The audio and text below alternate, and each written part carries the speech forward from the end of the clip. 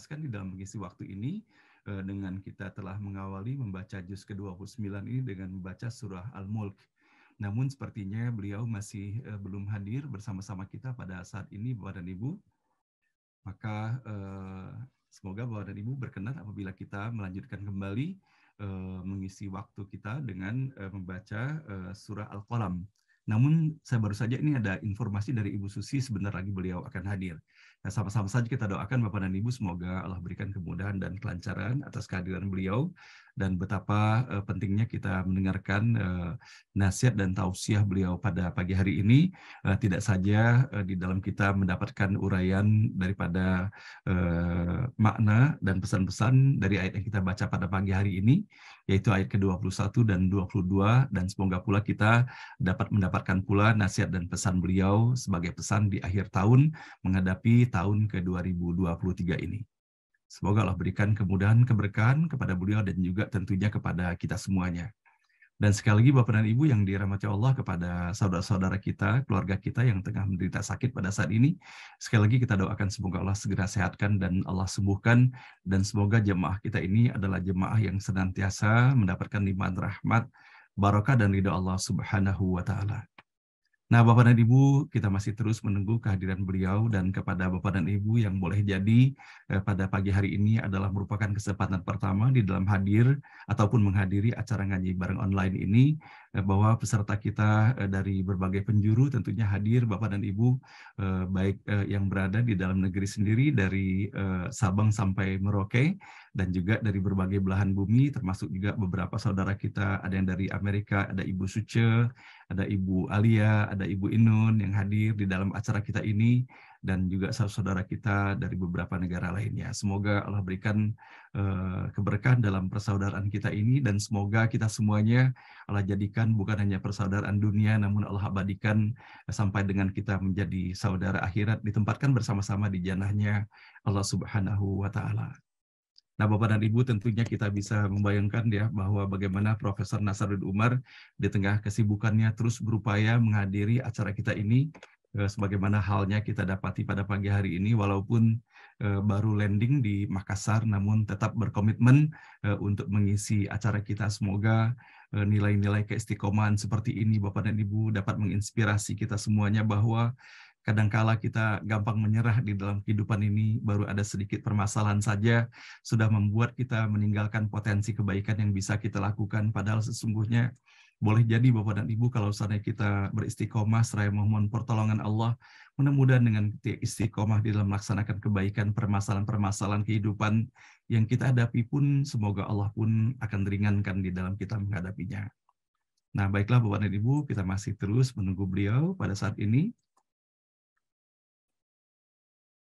Semoga Allah berikan kemudahan, begitupun dengan jaringannya. Semoga Allah berikan kemudahan agar beliau bisa bergabung di dalam forum kita. Dan alhamdulillah kita telah bersama dengan 931 orang peserta pada saat ini.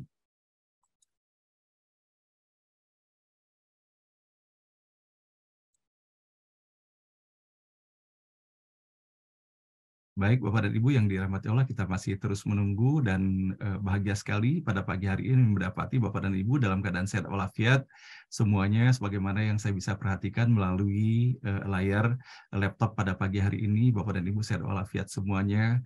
Kesempatan saya menyapa ada Ibu Sri Lestari, ada Ibu Nur Majid, dan kemudian Profesor Sasongko, Assalamualaikum, ada Pak Komaruzaman, ada Ibu Yati Hasan, Ibu Eli Syahrial, Masya Allah.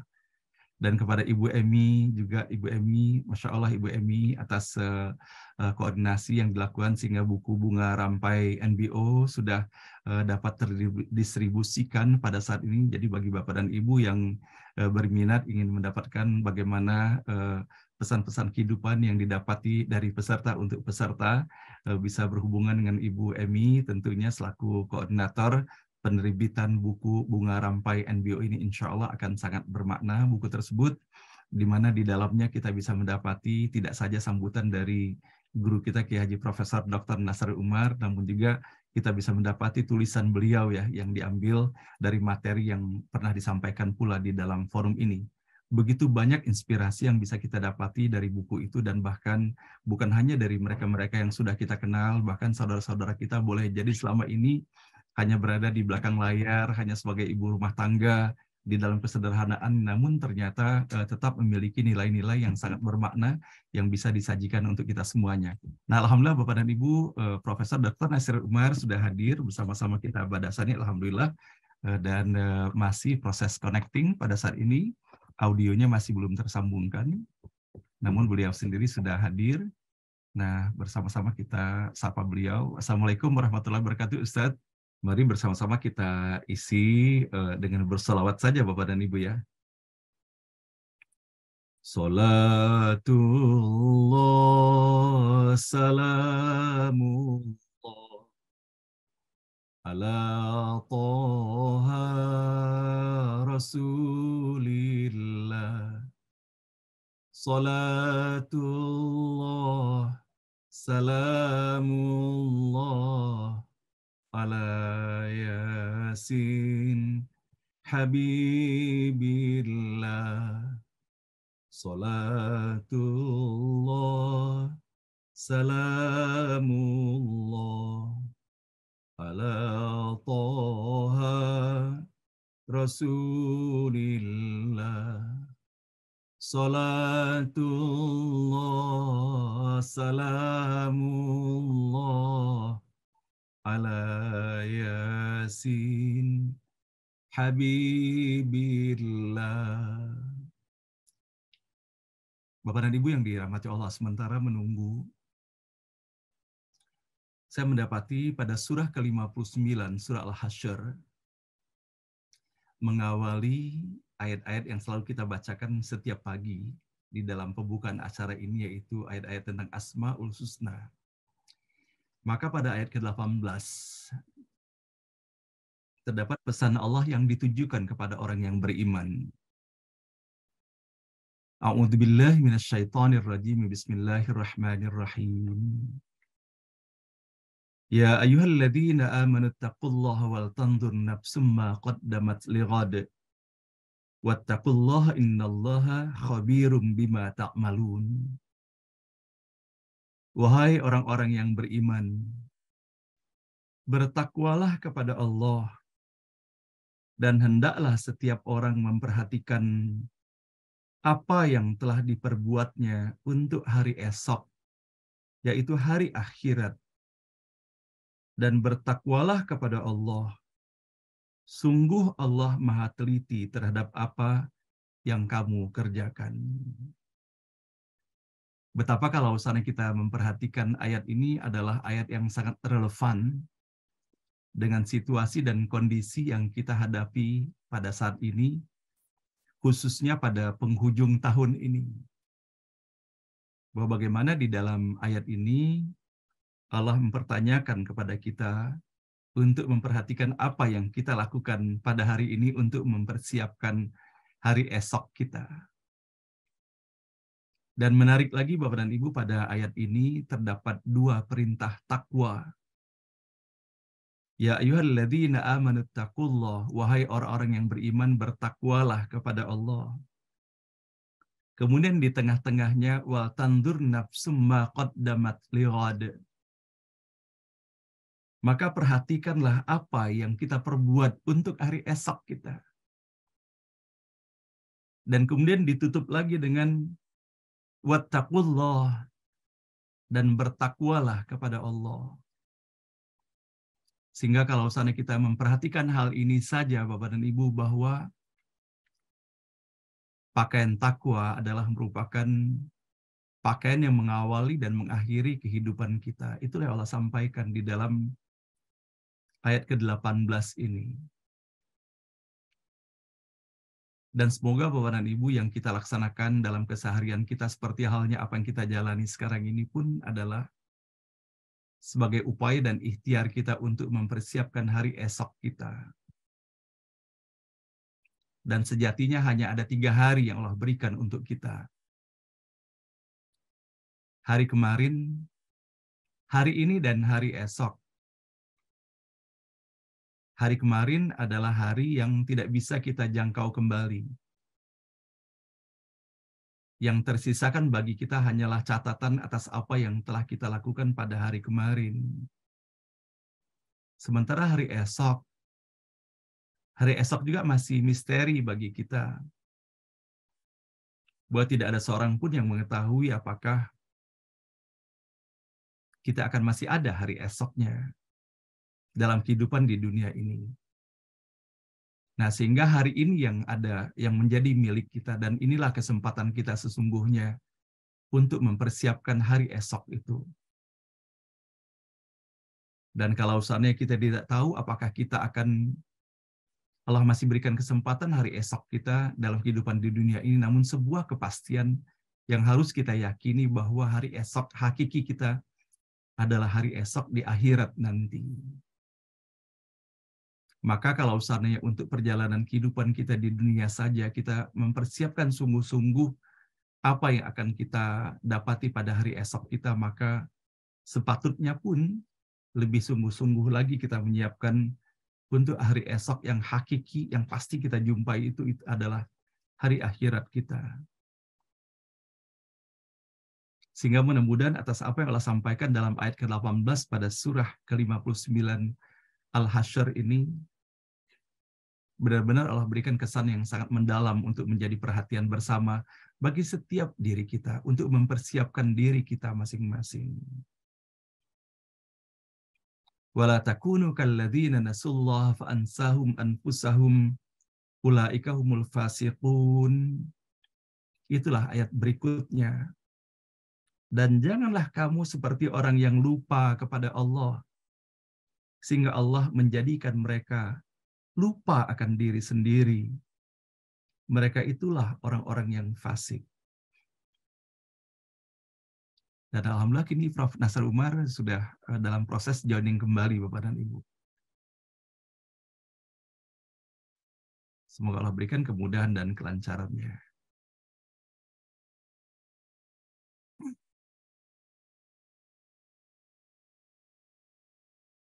Terpental lagi Bapak dan Ibu. Dan bersama-sama Bapak dan Ibu sementara kita masih menunggu beliau, betapa beliau berulang-ulang terus berikhtiar untuk bisa masuk di dalam forum ini, maka kita bisa mendapati pula bahwa di dalam ayat ke-20 pada surah Al-Hasyr ini, la yastawi ashabun nari wa ashabul jannati humul faizun. Tidak sama para penghuni neraka dengan para penghuni surga. Para penghuni surga itulah orang-orang yang memperoleh kemenangan. Lau anzalna hadzal qur'ana ala jabalil la ra'aitahu khashi'an mutasaddian min khasyatillah wa tilkal amsalu natribuha lin-nasi la'allahum yatafakkarun. Sekiranya kami turunkan Al-Qur'an ini kepada sebuah gunung, pasti kamu akan melihatnya tunduk terpecah belah disebabkan takut kepada Allah. Dan perumpamaan itu kami buat untuk manusia agar mereka berpikir. Maka kemudian ayat-ayat ini dilanjutkan dengan 3 ayat berikutnya yang merupakan penutup daripada surah Al-Hasyr ini. Wallahu alladzi la ilaha illa huwa alimul ghaibi wasyahadah warrahmanur rahim. Dialah Allah, tidak ada Tuhan selain Dia yang mengetahui yang gaib dan yang nyata. Dialah yang Maha Pengasih, Maha Penyayang. Wallahu alladzi la ilaha illa huwal malikul quddus salamul mu'minul muhaimin al-muhaiminul azizul jabbarul mutakabbir subhanallahi amma yusyrikun. Dialah Allah, tidak ada Tuhan selain Dia, Maha Raja, yang Maha Suci, yang Maha Sejahtera, yang menjaga keamanan, pemelihara keselamatan, yang Maha Perkasa, yang Maha Kuasa, yang memiliki segala keagungan, Maha suci Allah dari apa yang mereka persekutukan. Wallahul khaliqul bari'ul musawwiru lahul asma'ul husna. Yusabbihu lahu ma fis samawati wal ardi wa huwal azizul hakim. Dialah Allah yang Maha menciptakan, yang mengadakan, yang membentuk rupa. Dia memiliki nama-nama yang indah, Al-Asma'ul Husna. Apa yang di langit dan di bumi bertasbih kepadanya. Dan dialah yang Maha Perkasa, Maha Bijaksana. Sadaqallahul Azim. Inilah Bapak dan Ibu yang dirahmati Allah, kita bisa mendapati bahwa bagaimana setelah kita mendapati dalam ayat ke-18 Allah menyampaikan kepada kita semuanya, apakah kita memperhatikan apa yang kita persiapkan pada hari esok kita. Semoga pula Bapak dan Ibu kita pun diberikan kemudahan dan keberkahan, dan dengan berlandaskan kepada pesan-pesan Allah dalam 3 ayat terakhir, dan alhamdulillah sudah hadir Bapak dan Ibu guru kita Profesor Dr. Nasrul Umar, alhamdulillah audionya pun telah tersambung kini. Silakan di-unmute Ustadz. Alhamdulillah. Assalamualaikum warahmatullahi wabarakatuh Ustadz. Masya Allah Ustadz. Waalaikumsalam warahmatullahi wabarakatuh. Masya Allah Ustadz, bahagia sekali Ustadz sejak mendapat berita bahwa Ustadz sudah landing, dan betapa jemaah ini begitu sabarnya Ustadz menanti kehadiran Ustadz. Dan Masya Allah berkesempatan pula tadi Ustadz mengisinya dengan membaca surah Al-Mulk Ustadz. Dan semoga Ustadz sehat walafiat selalu, Ustadz diberikan kemudahan kelancaran dalam melaksanakan tugas di Makassar Ustadz. Dan kami persilakan Ustadz untuk melanjutkannya Ustadz pada pagi hari ini. Kita membaca Ustadz ayat ke-21 dan 22 dari surah Al-Kahfi Ustadz. Mudah-mudahan Ustadz bisa menyampaikan pesan-pesan, termasuk pula Ustadz pesan di dalam kita mengakhiri tahun 2022 menuju 2023 ini Ustadz. Mudah-mudahan ada nasihat yang Ustadz sampaikan kepada kami semuanya. Kepada Ustadz kami persilakan. Baik. Bismillahirrahmanirrahim. Assalamualaikum warahmatullahi wabarakatuh. Waalaikumsalam warahmatullahi wabarakatuh. Alhamdulillah, alhamdulillah wa syukurlah wa salatu wassalamu ala rasulillah. Sayyidina Habibina Muhammadin sallallahu alaihi wasallam, amma ba'd. Mohon bisa dibuka Pak.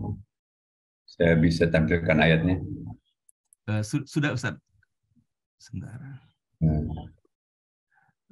Oh iya. Yang Pak Hasan izin ya setting sebagai co-host. Sebentar. Ya, sudah Ustaz. Ini ya Pak. Iya betul Ustaz. 21 22 Ustaz. Ya. Bismillahirrahmanirrahim. Mari kita baca, wa kadzalika atanna 'alaihim liya'lamu anna wa'dallahi haqqan wa anna as-sa'ata la raiba fiha idh yatanaza'una bainahum amrahum faqala banu 'alaihim bunyanan rabbuhum wa kadzalika atanna 'alaihim liya'lamu anna wa'dallahi haqqan. Dan demikian pula kami mempertemukan manusia dengan mereka agar manusia itu mengetahui bahwa janji Allah itu benar dan bahwa kedatangan hari kiamat itu tidak ada keraguan kepadanya. Ketika orang itu berselisih tentang urusan mereka, orang-orang itu berkata, dirikanlah sebuah bangunan di atas gua mereka.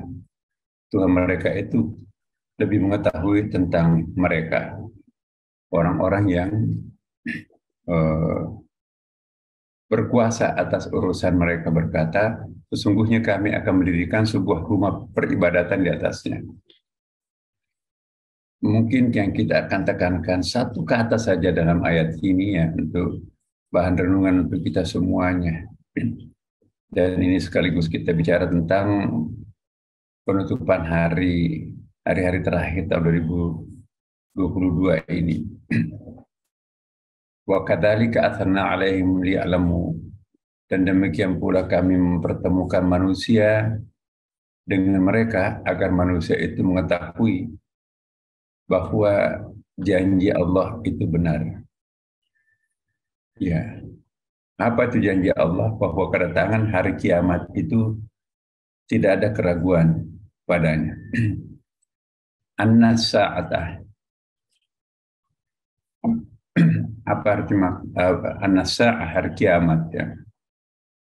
An-nasa'atah la raiba, sesungguhnya hari kiamat itu pasti akan datang. Yang dimaksud as-sa'ah, hari kiamat itu Bapak Ibu sekalian, itu ada 3 level. Ya. Level pertama, ya, sesungguhnya yang dimaksud dengan hari kiamat itu ialah hari di mana sudah Allah menciptakan tanda-tanda kecil, ya, tanda-tanda kecil di dalam kitab-kitab kuning atau pemahaman kita selama ini sebagai orang awam, ya, itu adalah ketika orang awam itu memahami tanda-tanda itu, waspadalah, karena sebentar lagi kiamat itu akan datang kan. Nah, pertanyaannya apa yang dimaksud dengan kiamat atau yaumus sa'ah? Di dalam pembahasan tingkat advance ya Bapak Ibu sekalian, ada kiamat menurut ulama syar'i, ya. Ada kiamat menurut al-tariqah, dan ada kiamat menurut al-haqiqah. Nah, kalau kita bercerita tentang hari kiamat menurut ulama-ulama syariah, ulama fikih, ya, kiamat itu sangat-sangat mengerikan, sangat menakutkan. Akan tetapi, kalau kita bicara tentang kiamat menurut al-tariqah, maka sesungguhnya itu adalah sesuatu yang sangat menenteramkan, sangat mengesankan lah, gitu. Ya, izinkan saya perkenalkan konsep kiamat ini. Saya ganti, ya, bahwa kiamat itu perlu kita pahami Bapak Ibu, bahwa kiamat itu tidak mesti harus mengerikan. Ya, kiamat itu adalah sesuatu yang sangat-sangat ditunggu-tunggu. Kiamat adalah sesuatu yang sangat kita harapkan pada setiap orang. Ya, misalnya gini. Jadi kiamat itu pasti datang. Seperti tadi dikatakan dalam ayat ya kan. Kiamat pasti akan datang, peristiwanya itu sangat mengerikan sebagaimana dijelaskan dalam Al-Qur'an. Yaqtarabatis sa'ah wa insyaqqatil qamar. Telah dekat datangnya saat itu dan telah terbelah bulan. Sebagai penjelasan tadi itu. Tetapi Bapak sekalian, kalau kita melihat dari bentuk katanya ini ya, suku penggunaan bahasa Arabnya, iqtaraba itu kan fi'il madhi, bentuk past tense, bentuk masa lampau. Sesuatu fi'il madhi yang menggambarkan peristiwa yang akan datang. Atau kalau dalam bahasa Inggris itu bentuk past tense digunakan untuk menggambarkan peristiwa yang future yang akan datang. Itu pasti peristiwa itu akan terjadi. Inilah artinya kaidah tafsir bahwa fi'il madhi bentuk past dan menggambarkan peristiwa yang akan datang, menandakan peristiwa itu sangat dahsyat dan pasti akan datang. Ya. Tapi kiamat itu kalau kita dalam bahasa Quran itu banyak loh Bapak Ibu. Bisa berarti hari kiamat, yaumus sa'ah seperti ayat yang dibaca tadi. Ada juga namanya al-ma'ad, itu tempat kembali. Dan itulah yang sering kita pahami. Nah, pemahaman kita tanda-tanda as-sa'a itu ada, kita lihat di dalam hadis Nabi ini, saya coba kumpulkan hadis-hadis Nabi semua ini Bapak Ibu. Itu ada 29. Saya ingin tanyakan kepada para jamaah, apakah tanda-tanda kecil hari kiamat ini nanti akan disusul tanda-tanda besar? Sudah terjadi. Saya mohon, mari kita objektif mengukur di sekitar kita. Satu saja tanda-tanda kecil yang muncul di sekitar kita ini, maka itu tanda bahwa dunia ini sebentar lagi akan kiamat. Dan betul-betul pasti akan kiamat, karena tadi bentuk pastens juga. Satu, mudah-mudahan ini belum terjadi ini. Penaklukan Baitul Maqdis. Jadi Palestina belum terkalahkan oleh Israel. Yang kedua, perzinahan merajalela belum merajalela mungkin ini. Yang ketiga, pemimpin terdiri atas orang-orang zalim dan jahil. Keempat, alat-alat musik semakin ramai. Masjid didekorasi secara berlebihan. Silaturahim semakin rapuh.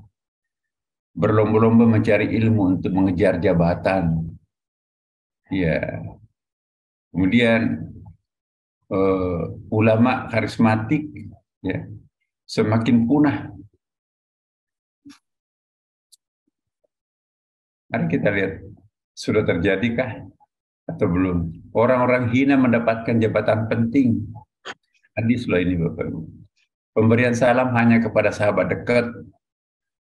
Populasi perempuan lebih banyak daripada laki-laki. Dusta dan fitnah semakin merajalela. Mudah-mudahan belum terjadi ini. Semakin banyak orang bersaksi palsu. Nggak ada kan? Negeri Arab menjadi hijau dan banyak air mengalir. Jarak antara satu pasar dengan pasar lain semakin berdekatan. Jadi kita belum ada minimarket barangkali. Kemudian banyak orang mewarnai rambut. Ini hadis. Kekayaan umum dikuasai oleh segelintir orang secara tidak adil. Ini tidak terjadi di Indonesia mungkin ini. 19, merakyatnya provokator. Maraknya provokator dan tukang kritik. Itu hadis. Penyimpangan seksual merajalela. Tanda-tanda kiamat. Krisis amanah di dalam masyarakat. Taat kepada istri tetapi durhaka kepada orang tua. Anggota polisi semakin ramai tetapi kejahatan merajalela. Mendahulukan seseorang menjadi imam bukan karena ilmunya tetapi karena suaranya. Jual beli jabatan politik, uang merajalela. Mudah-mudahan nggak terjadi. 26, merebaknya gaya hidup mewah di kalangan umat Islam. Ya, mudah-mudahan nggak ada yang libur kemana-mana berpesta pora di atas penderitaan orang lain. Orang-orang fasik dimuliakan, orang saleh dipinggirkan, orang baik ditelantarkan, orang fasik, orang rusak itu malah dihormati. Nah, 28, meningkatnya angka bunuh diri. Mudah-mudahan tidak terjadi. Dan yang ke-29, banyaknya orang mati mendadak. Satu di antara 29 ini muncul, apalagi kalau semuanya muncul. Betul kata Rasulullah ketika Mi'raj, siapa nenek-nenek tua bongkok ini yang bersolek tetapi udah gemetar-gemetar pakai tongkat. Kata Jibril, itu perumpamaan dunia. Sudah lewat asar, sebentar lagi maghrib. Maghrib itu kan kiamat ya.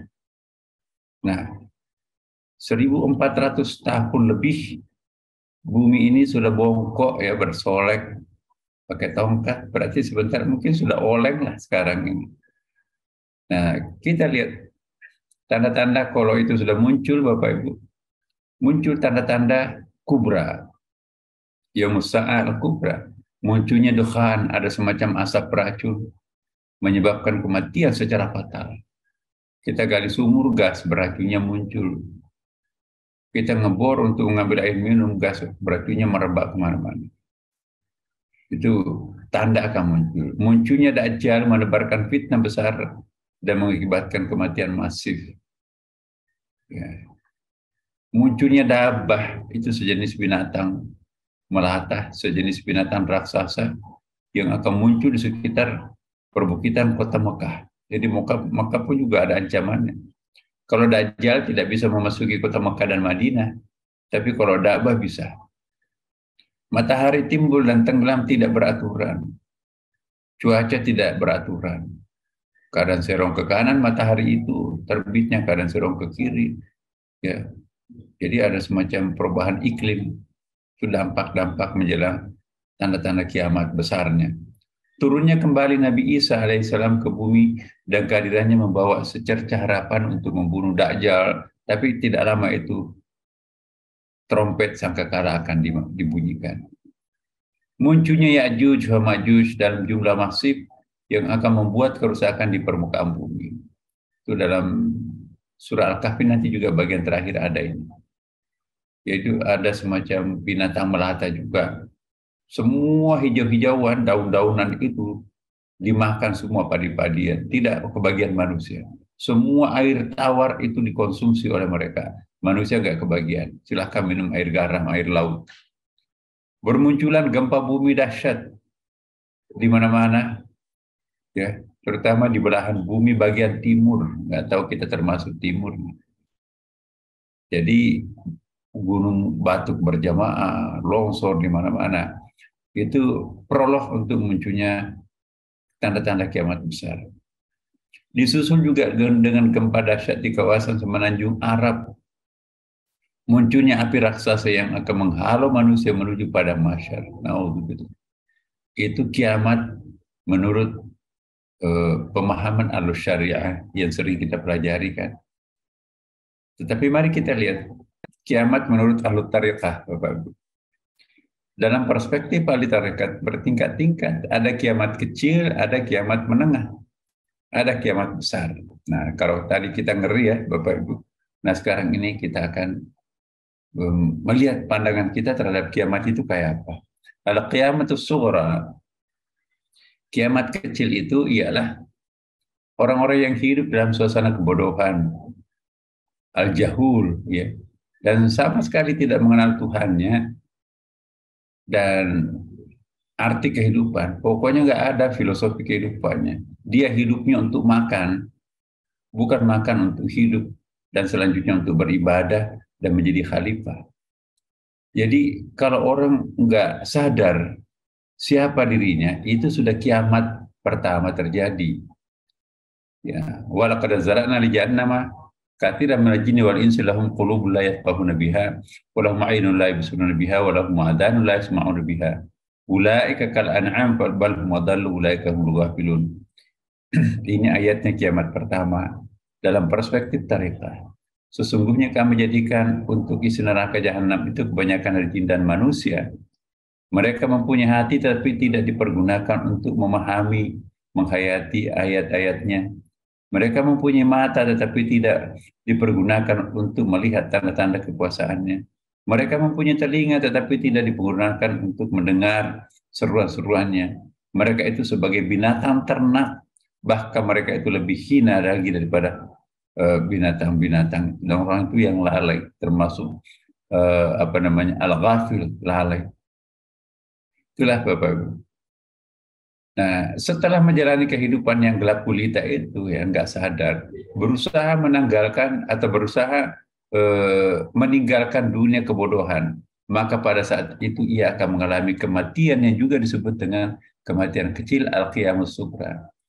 Jadi Bapak Ibu, kalau kita tadinya itu nggak punya visi dalam kehidupan ini, 2002 kita mabuk, nah kita hijrah sekarang ini ke 2003 dengan penuh kesadaran. Tadinya nggak sholat menjadi sholat, tadinya hanya sholatnya ya formalitas, sekarang ini sholat karena dia mencintai sholat.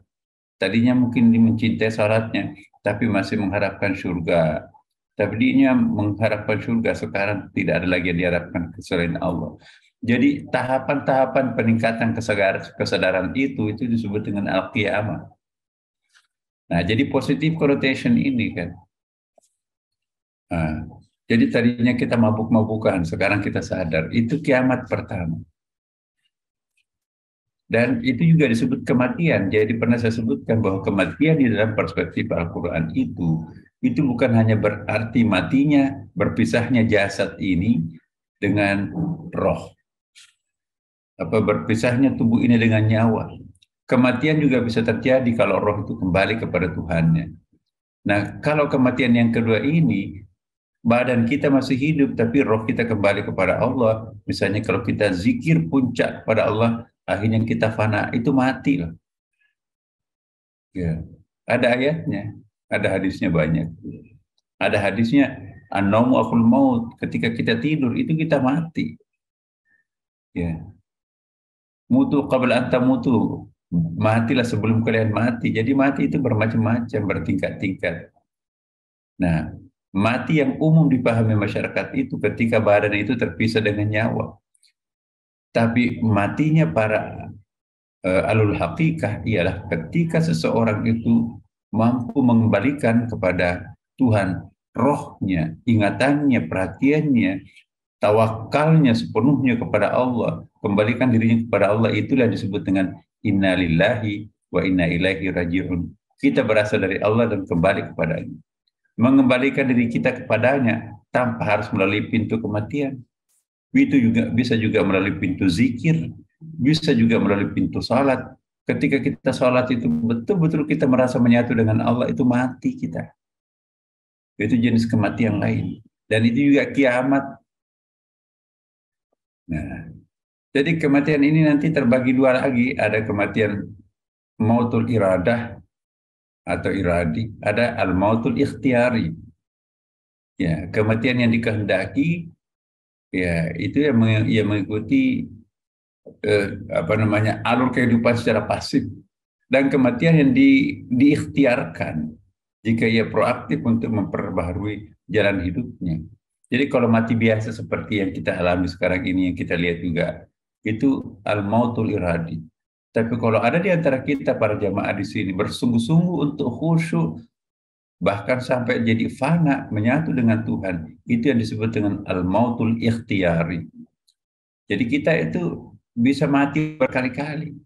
Alangkah miskinnya seseorang itu kalau hanya satu kali mati. Yang kita harapkan kita mati berkali-kali, Bapak Ibu. Orang yang mati berkali-kali pasti tidak akan takut mati. Kenapa? Sudah punya pengalaman mati. Dan sudah tahu caranya mati yang benar. Dan sudah tahu husnul khatimah bagaimana. Itu yang disebut dengan al-mautul ikhtiyar. Mautul ikhtiyar ini, kita sudah bisa menyetel diri kita kapan waktunya untuk sholat tahajud. Bagaimana ya rasanya kalau saya sholat tahajud di depan TV sambil nonton, aku nggak ketemu dengan apa yang aku cari. Aku matikan lampu. Aku singkirkan nomor telepon handphone. Ketika semua ongoro, aku gelar saja dari samping lemari. Aku sudah berwudu dengan khusyuk. Lalu aku tersungkur di hadapan Allah Subhanahu wa taala. Aku membayangkan langit begitu luas tak bertepi, dan aku merasakan kesejukan seperti alam itu tidak pernah aku lihat sebelumnya. Hamparan yang sangat masif, dan pada saat itu kita merasakan sendiri penghuni planet, dan di situ kita merasa nyaman, tenang, tentram, bahagia. Nah, itu adalah al-mautul ikhtiyari. Itu yang dicari banyak orang. Nah, kebangkitan dari kebodohan inilah yang disebut dengan, Bapak-Ibu sekalian, dari kiamat kecil, al-mi'adus sughra. Jadi tadinya kan nggak sadar menjadi sadar, jadi itu ada kebangkitan spiritual. Tadinya tidak sadar menjadi sadar. Itu yang disebut dengan kiamat awal, kiamatus sughra, kiamat kecil. Nah, kehidupan ini penuh dengan kesadaran kan, karena sudah bangkit dari kebodohannya kan. Sadar semua di mana-mana sadar. Dia melihat pohon itu bukan pohon lagi, aku melihat wajah Tuhan. Ya, dia melihat cantiknya Allah ketika ia melihat kembang. Dia melihat maha tingginya Allah ketika menyaksikan langit. Dia menyaksikan kebesaran Allah pada saat dia melihat gunung Pangrango, gunung gede. Ya. Dia melihat wasi'nya, maha luasnya Allah ketika melihat hamparan samudra laut yang tak bertepi itu. Jadi itulah kalau kita rekreasi itu bisa kita tadabbur alam, niatkan seperti itu. Jadi mata kita tertuju kemanapun kita melihat Allah, kita melihat Asmaul Husna, ya kan? Bintang-bintang begitu tingginya di langit melambangkan maha tingginya Allah. Air begitu lembut itu menandakan lembutnya Allah Subhanahu wa Ta'ala. Kembang-kembang yang begitu cantik, Masya Allah, aku melihat indahnya jamaliahnya Allah Subhanahu wa Ta'ala. Begitu pegang besi, aku menyaksikan kekerasannya Allah Subhanahu wa Ta'ala. Jadi semua yang dilihat, semua yang dirasakan, semua yang didengar itu adalah Asmaul Husna. Itu adalah kiamat, Bapak. Kematian simbolik itulah yang disebut di dalam hadis Nabi, mutu qabla an tamutu. Matilah sebelum kalian mati. Dan redaksi yang hadis lain, siapapun yang mati akan terjadi kiamat baginya. Jadi mati itu kiamat. Nabi Isa berkata, seseorang tidak akan memasuki malakut, alam langit ya, selama dia belum dilahirkan 2 kali. Ayatnya kan juga, amitna tasnataini wa hayatin tasnataini. Begitu juga dengan ucapan Imam Ali, manusia itu tidur, maka jika dia mati, baru dia sadar. Jadi kalau kita hidup di dunia ini, istilahnya Quran, innamal hayatad dunya la'ibun. Dunia ini penuh sandiwara, panggung sandiwara. Kayak fata morgana, ada air di tengah jalan raya tol itu, tapi begitu mendekat nggak ada air. Jadi dunia ini fata morgana, jangan terkecoh. Nah, kalau kita melihat dunia ini indah, berarti kita masih belum kiamat buat kita. Kalau kita sudah sadar dunia ini adalah fana, akan kita tinggalkan, baru kiamat buat kita. Jadi kiamat di sini positif. Kiamat segera ini digambarkan juga dalam ayat, awaman kana maitan fa ahyainahu wa ja'alnahu lahu nurun yamshi bihi fin nasi kaman mathaluhu bidulumati laysa bikharij minha. Kadzalika zuyyina lil kafirina ma kanu ya'malun. Mari kita hayati ayat ini, Bapak. Apakah orang yang sudah mati kemudian kami hidupkan dan kami berikan kepadanya cahaya yang terang, yang dengan cahaya itu dia dapat berjalan di tengah-tengah masyarakat manusia, serupa dengan orang-orang keadaannya berada dalam gelap gulita yang sekali-kali tidak dapat keluar darinya. Jadi yang dimaksud mati di sini bukan mati terpisahnya tubuh dengan nyawa, kan Bapak. Jadi orang yang tidak sadar itu dianggap orang mati. Orang yang tidak punya rasa malu itu mayat berjalan. Apakah orang-orang yang sudah mati kemudian kami hidupkan? Jadi kita bangkit dari kematian. Kita sudah punya muru'ah, ya, rasa malu yang sangat tinggi. Kita sudah wara, ya, tidak lagi penuh ambisi. Udah monggo mas, aku di sini aja. Kita juga sudah punya qanaah, merasa cukup apa yang ada, aku nggak perlu ngoyo lagi. Aku syukur kok apa yang ada pada diriku. Kita sudah tawaduk, menempatkan diri kita paling di bawah. Akhirnya kita merasa nggak pernah jatuh lagi. Mau jatuh kemana lagi kalau kita menempatkan diri kita paling di bawah. Dia sudah merasa apa yang dia sudah biasa disebutkan dengan ahli spiritual itu dengan fakir. Fakir itu bukan miskin harta, tetapi merelakan dirinya untuk tidak lagi kaya. Karena dia tidak ingin mencari rezeki dengan cara-cara yang hitam. Kalau saya menjadi pejabat, kalau saya dipromosi, pasti sholat Jumatku hilang, pasti sholat tahajudku hilang, pasti sholat duhaku hilang. Umurku sudah sekian, ini hampir pensiun, aku di sini aja. Daripada harus membayar dan daripada harus kasak kusut. Itu namanya fakir. Ya, merelakan kesempatan, peluang tidak di tangannya demi untuk memelihara keluhuran budi pekertinya, akidahnya, dan ketentraman batinnya. Itu fakir. Antumul fuqara ilallah. Kalian itu pasti fakir di hadapan Allah. Nah, dan yang terakhir ada yang disebut dengan zuhud, tidak lagi didikte oleh keinginan-keinginan dan dandan dunia nggak mempan baginya. Jadi ada 6 aksesoris akhlakul karimah dalam pandangan Islam. Kalau 6 aksesoris ini kita miliki, husnul khatimah janji Allah Subhanahu wa Ta'ala. Nah, sekaligus saya menghimbau, kita akan meninggalkan tahun 2023 ini, Bapak Ibu. Apakah 6 poin ini kita sudah miliki? Tawadu, at-tawadu hasanah, menempatkan diri kita paling di bawah. Nggak moyo lagi, nggak lagi mau macam-macam. Komisaris di sana sini, pada tanda tangan nggak pernah ada keringatnya, itu kan nggak berkah. Apalagi yang kita cari? Aku mentawadu aja. Ya, nggak rugi mulut ini memanggil sopan kepada bawahan kita. Ya, sudah wara itu menempatkan dirinya belakang, nggak lagi saat pertama, nggak mau lagi yang terhormat yang kami muliakan. Udahlah. Dia pilih juga kursi di tengah-tengah, tidak lagi di depan. Nah, lawannya tawadu ini adalah sombong angkuh. Tersinggung kalau ditempatkan di barisan kedua. Ini panitianya kurang ajar, dia nggak tahu siapa saya ini. Menggerutu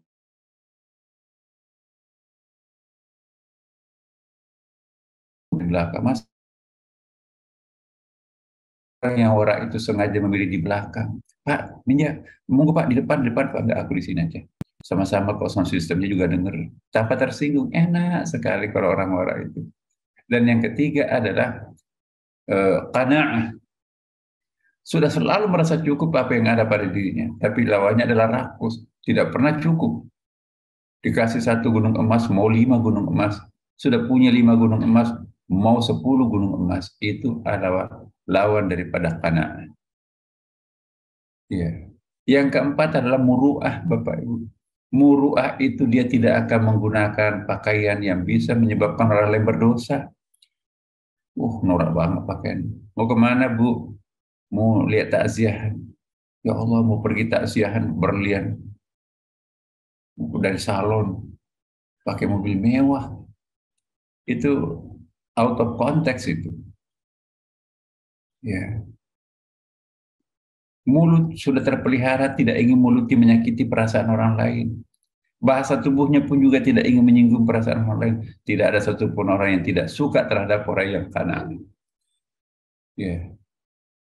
Yang kelima adalah al-faqir seperti yang saya sebutkan tadi. Dan yang keenam adalah apa yang disebut dengan zuhud. Sudah tidak tertarik lagi dengan nafsu dunia. Ya. Uangnya lumayan banyak. Lewat di mall. Ya. Subhanallah, betapa banyak barang-barang tempat ini. Itu sikap seorang zuhud. Tapi kalau begitu lewat di mall sudah sale 50% lagi, limited edition lagi, tinggal satu-satunya barangnya. Penawarnya, penjualnya, Pak, kalau nanti lewat diambil orang, nyesal loh Pak. Nah, orang yang wara, orang yang zuhud, enggak apa-apa, jual aja Bang, enggak ada masalah. Di kesana lagi, Masya Allah, Subhanallah, begitu banyak barang-barang yang saya tidak perlukan di tempat ini. Kenapa? Dia sudah punya rumah, dia punya di rumah, dan dia punya apapun yang dia perlukan sesuai dengan kebutuhan. Tenggorokan kita kan cuma satu kan Bapak Ibu. Badan yang menggunakan pakaian ini kan cuma satu. Diri kita cuma satu. Ngapain mobil bermerek-merek banyak? Nggak bisa dipakai sekaligus. Nah, orang yang sadar seperti ini disebut dengan orang yang sudah mengalami proses kiamat. Tapi kiamatnya adalah masih kiamatus sughra. Nah, jadi tadi saya contohkan bahwa kematian itu bertingkat-tingkat. Awamangkana maitan fahyana waja'nahu lahu nuran ini tadi yang saya jelaskan. Jadi maksud ayat ini adalah orang mati itu karena kebodohan. Kemudian kami menjadikan cahaya bagimu. Jadi kalau orang nggak punya ilmu, bodoh, itu mati. Tapi kalau orang sudah punya ilmu, Bapak Ibu rajin ngaji kan, itu kita energi kehidupan. Ilmu itu energi kehidupan. Tanpa ilmu bertambah, kita mati pelan-pelan. Secara spiritual. Mungkin badan kita itu melata kemana-kemana, tetapi itu sebetulnya adalah mayat yang berjalan. Orang yang tidak punya ilmu, mayat yang berjalan. Orang tidak punya rasa malu, mayat yang berjalan. Masya Allah. Nah, maka itu pentingnya kita ngaji Bapak Ibu. Qul hal yastawil ladzina ya'lamun walladzina la ya'lamun innama yatadzakkaru ulul albab. Katakanlah, adakah atau apakah sama orang-orang yang berilmu dan orang-orang yang tidak berilmu? Kan enggak kan? Sesungguhnya orang-orang yang berakal lah yang dapat menerima pelajaran. Ya. Nah, tadi itu kiamat pertama, kiamatul sughra. Kiamatul wusta'nya, nah ini kita bercita-cita untuk menggapai kiamatul sughra.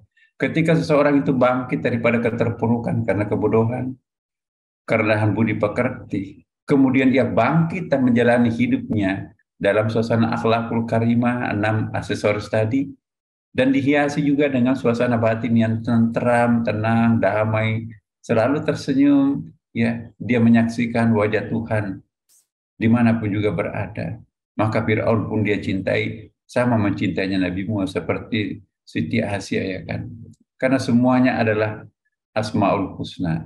Tidak ada satupun yang luput dari cakupan nama Asmaul Husna. Fir'aun melambangkan Al-Mudil, maha menyesatkan. Bukti bahwa Allah maha menyesatkan, ada Fir'aun yang tersesat. Ya. Nabi Musa adalah nama Al-Hadi, maha pemberi petunjuk. Bukti orang yang diberi petunjuk adalah Nabi Musa. Ketika Nabi Musa disamakan dengan Fir'aun, itulah Siti Asia. Maka itu disebutkan dalam Al-Quran, wa daraballahu mathalan lil ladzina amanu imrata Fir'aun. Kami demonstrasikan satu contoh orang yang paling beriman dalam Quran, ialah Siti Asia. Dia mencintai Nabi Musa, representase Al-Hadi. Dia juga mencintai suaminya Fir'aun, walaupun Fir'aun, tapi itu representase daripada Al-Mutil, maha menyesatkan. Jadi ketika kita membedakan antara penderitaan dan kenikmatan secara ekstrim, itu bukti kelemahan iman kita. Makin dempet jarak psikologis kita ketika kita dicoba kemewahan dan penderitaan, nggak ngaruh sama sekali kemewahan itu, nggak ngaruh sama sekali dengan penderitaan itu, itulah orang yang beriman.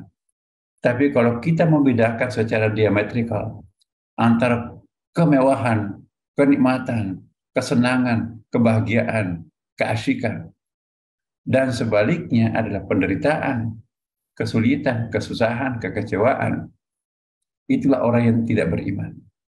Orang yang beriman itu melihat antara penderitaan dan kenikmatan itu seperti satu mata uang yang memiliki dua sisi. Jika ia diuji kemewahan, dia tidak mabuk, tapi diuji penderitaan, dia tidak menjerit. Apabila ia diuji kemewahan, dia bersyukur. Apabila ia diuji penderitaan, dia bersabar. Sabar dan syukur, dua sayap kehidupan, menerbangkan diri orang itu ke langit. Satu sayap tidak bekerja, tidak bisa terbang ke atas. Banyak orang pintar bersabar, tapi tidak pintar bersyukur. Atau sebaliknya, banyak orang yang pintar bersyukur, tapi tidak pintar bersabar. Mari kita menyeberangi tahun 2022 ini dengan memiliki sayap yang kokoh, sayap sabar untuk mengantisipasi penderitaan yang kita alami. Sayap syukur untuk mengantisipasi sekiranya kita diuji dengan kemewahan. Ingat Bapak Ibu, lebih gampang orang lulus kalau diuji musibah daripada diuji kenikmatan. Hati-hati. Ya. Dalam suasana hidup seperti ini, para nabi kelihatan fungsinya sebagai pembawa pencerahan. Sebagaimana dilakukan atau diakui oleh Nabi Muhammad SAW. Innama bu'itsu liutami makarimil akhlak. Sesungguhnya aku diutus untuk menyempurnakan akhlak. Akhlakul karimah tadi itu 6 kuncinya kan. Aku diutus untuk menyempurnakan, bukan membuldozer nilai-nilai yang sudah positif lalu kita perbaharui kembali, bukan mendekonstruksi, ya, tapi mungkin lebih tepat disebut merekonstruksi atau berinovasi, kira-kira seperti itu. Jadi Nabi Muhammad itu tidak gerasa-gerusu, ya, membongkar apa yang sudah positif dalam masyarakatnya, tapi menyempurnakan. Perhatikan hadisnya itu, innamal bu'itsu, aku diutus untuk liutami, menyempurnakan. Kalau sudah ada nilai-nilai kearifan lokal yang bagus, dari manapun asalnya, jangan tanya agamanya dari mana. jangan tanya etniknya, jangan tanya warga negaranya, asal itu positif dalam kehidupan manusia, tidak bertentangan dengan sendi-sendi ajaran Islam, maka itu Islam. Jadi Islam ialah segala sesuatu yang tidak bertentangan dengan ajaran pokok Islam, maka itu Islam. Jangan tanya, oh itu kan produksi handphone itu kan buatan orang kafir. Jangan naik pesawat kan yang bikin itu adalah non-muslim. Enggak lah. Nabi itu mengakomodir apa yang sudah positif, merevisi apa yang tidak sejalan dengan zaman. Ya. Al-muhafadzatu ala qadim salih wal ardu bil jadidi aslah. Ya. Melestarikan nilai-nilai yang sudah positif, mengambil sesuatu yang baru, yang lebih baik. Tapi ini jangan diperlakukan kepada istri. Mengambil sesuatu yang lebih baik. Ada hadis Nabi itu memenggal hadis, bukan begitu maksudnya hadis itu. Ya, kiamat ahlul hakikat lebih dalam lagi, itu ahlul tarikah loh Bapak Ibu. Nah bagaimana ahlul hakikat? Dalam tempo singkatnya saya akan padatkan ya. Menurut ahli hakikat terjadi pada saat seseorang itu mengalami kemabukan, fana. Yaitu ketika seseorang itu sampai pada penyaksian hanya satu pelaku yang bertindak di dalam segala sesuatu. Itulah yang disebut dengan tauhidul fi'l. Apa yang dimaksud tauhid Bapak Ibu? Tauhid itu berbeda dengan wahid, berbeda dengan ahad. Ya. Ahad itu sapu lidi, sebiji.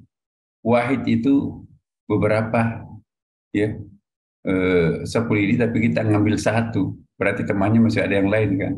Kalau tauhid itu beberapa sapu lidi itu kita ikat menjadi satu, itu tauhid. Jadi tauhid itu menyatukan yang berserakan, itu tauhid. Bukan tauhid itu satu-satunya, esa dan seterusnya. Tauhid itu adalah menghimpun yang berserakan. Jadi ketika seseorang itu mampu menyaksikan yang banyak ini hanya satu, ya al-wahda fil kathrah, ya the one in the manyness, maka itulah orang yang bertauhid.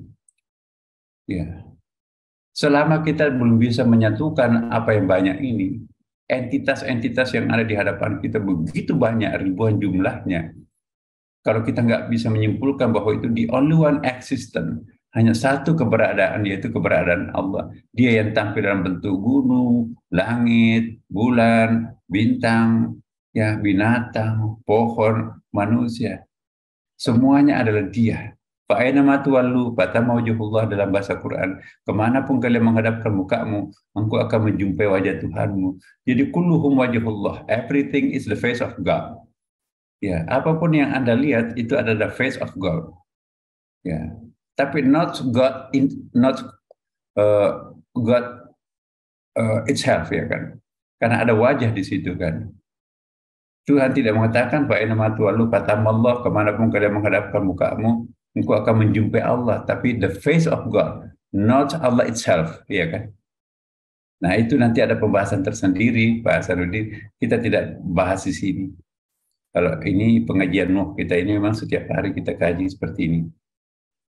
Nah, kemudian selama seseorang masih berada dalam kesadaran rasional, masih menyadari identitas diri Tuhan berbeda dengan identitas dirinya dan makhluk-makhluk lainnya, maka yang bersangkutan itu adalah belum mengalami kiamat.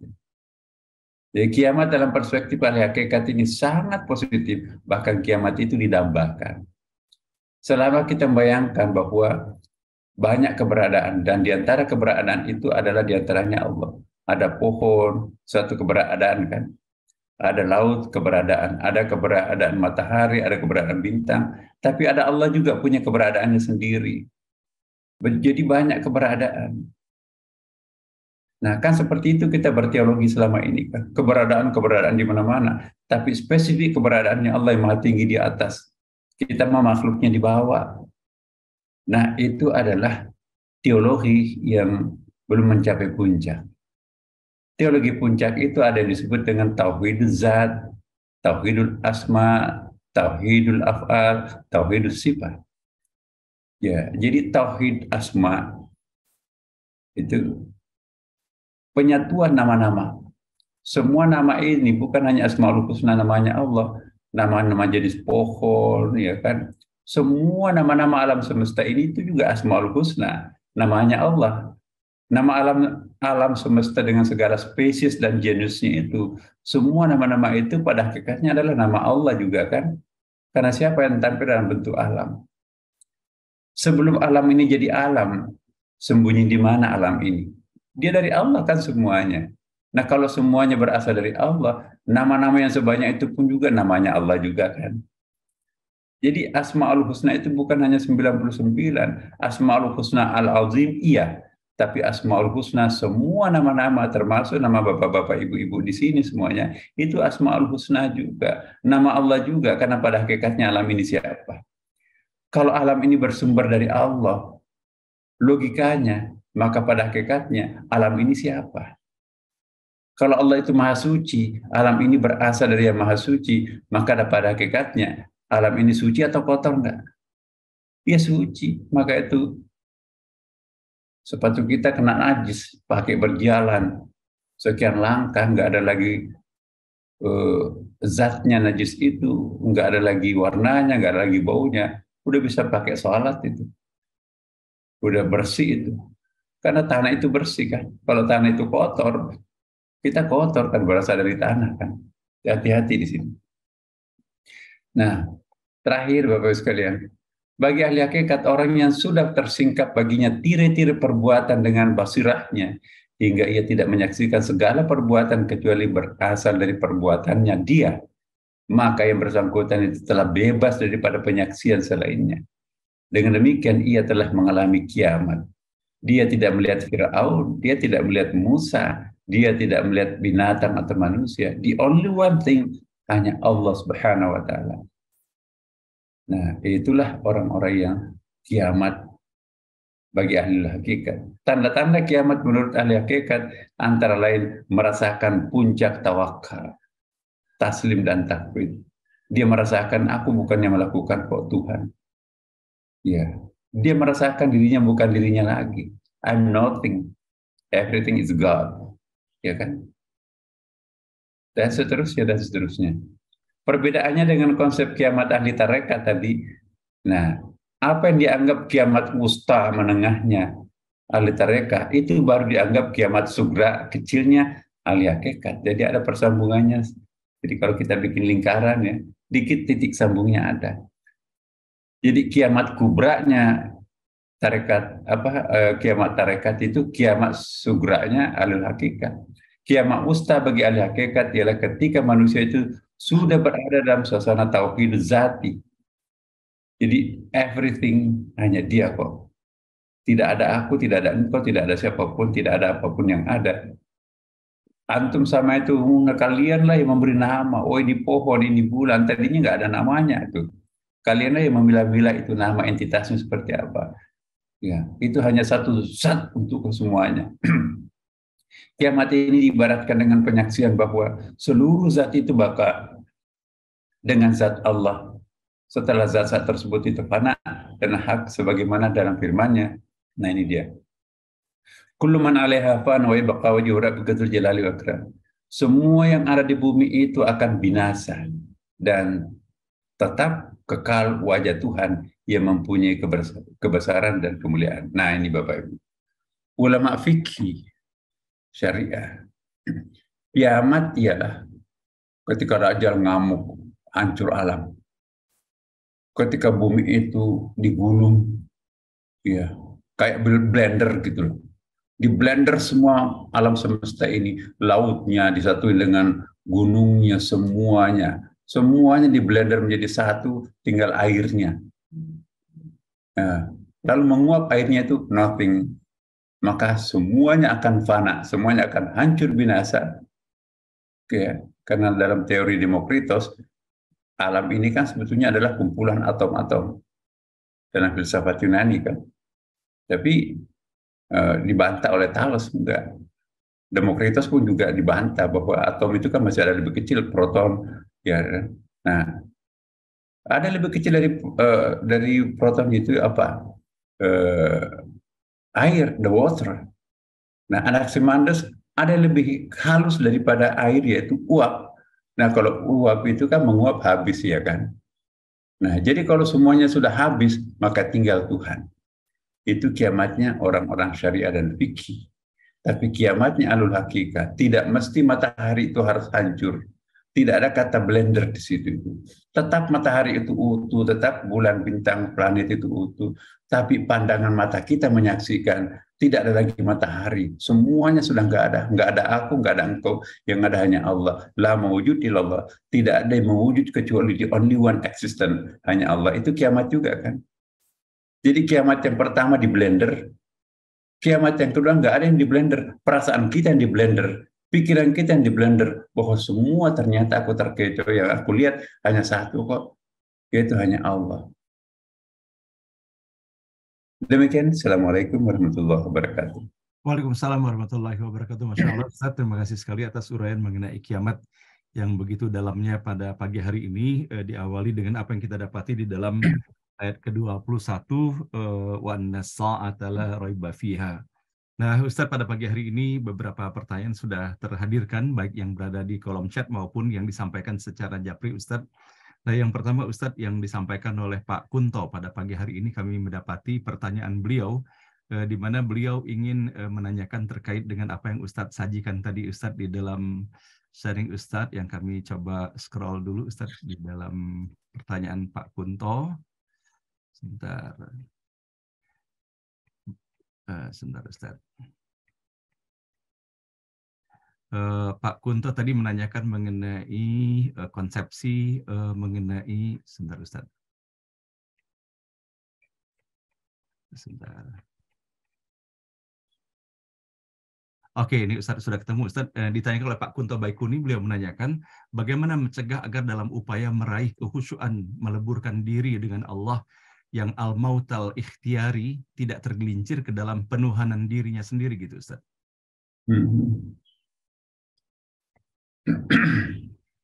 Iya. Jadi mautul ikhtiari itu artinya usaha untuk mencari kematian dalam arti kedua. Mengembalikan roh itu kepada Allah Subhanahu wa Ta'ala, itu kan kematian juga. Itulah hakikatnya disebut innalillah wa inna ilaihi raji'un.